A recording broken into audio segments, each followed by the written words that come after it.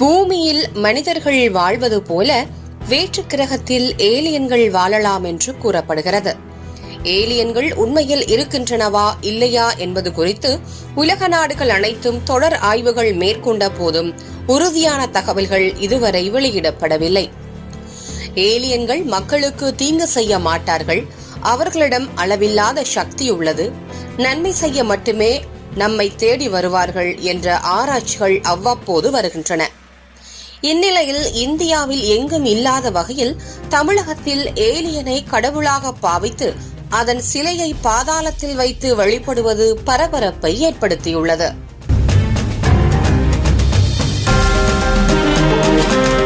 திரைப்படத்தில் ஏலியனை பார்த்து பிரமித்தவர்கள் இனி கோவிலில் சிலையாக காணலாம்.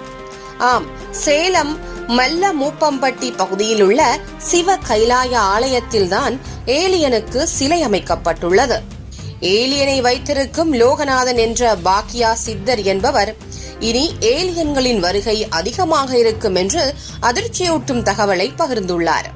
பிரபஞ்சத்தில் சிவன் படைத்த முதல் பிரபஞ்ச தெய்வம் ஏலியன் தான் என்றும், சிலை அமைப்பதற்கு முன்பாக ஏலியனிடம் அனுமதி பெற்றுத்தான் அமைக்கப்பட்டுள்ளதாகவும் அதிர்ச்சி தகவலை பாக்யா சித்தர் பகிர்ந்துள்ளார்.